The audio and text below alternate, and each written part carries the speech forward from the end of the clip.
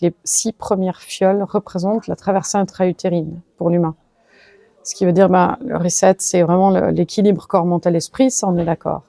Ensuite, on a les œufs qui représentent l'ovule et, par voie de conséquence, la conception et avec toutes les problématiques liées à la conception. Ça veut dire quelqu'un qui a fait des fausses couches avant, ça peut être des PMA, des FIV, des IVG, soit que la personne a vécu, ou soit ses parents dans sa lignée, parce qu'on parle de transmission épigénétique. Donc, est-ce qu'il y a eu beaucoup d'enfants morts ou de problématiques de conception dans la lignée? Donc, quand on travaille sur les œufs sur une personne, on va travailler bien sûr sur les œufs pour elle, mais par voie de conséquence, tout son poids de lignée. Et le dernier, bien sûr, les sucres, qui parlent du tissu affectif. Est-ce que je suis carencée affectivement? Est-ce que je suis quelqu'un à avoir tendance à être dépendante affective ou est-ce que je vais envahir les autres? La mère qui est trop protectrice.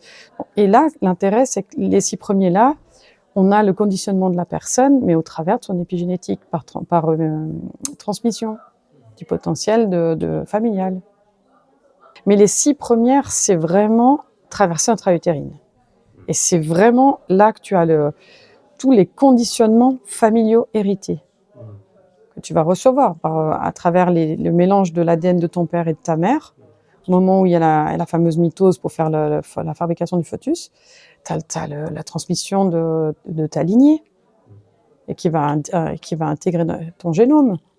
Tu vois, et les 6 premiers, c'est vraiment là, tu finis de construire ton conditionnement de futur humain.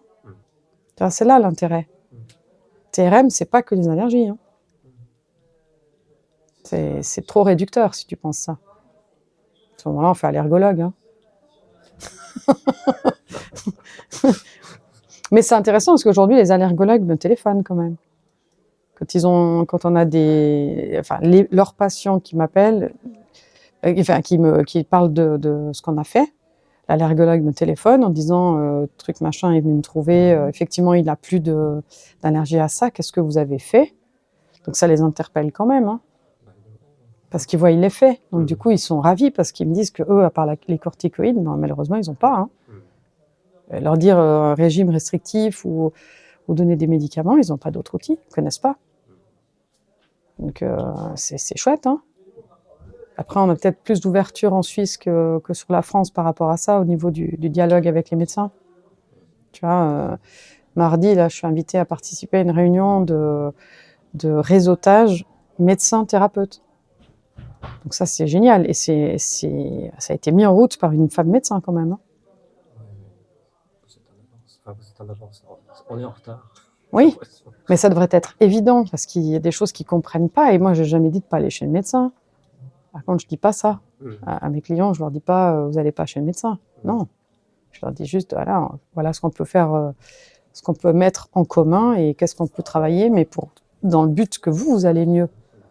Après, que ce soit le médicament allopathique ou le traitement qu'on a fait, je vois pas ce qu'on veut, c'est le bien de la personne. Qu'importe le chemin qu'on a pris.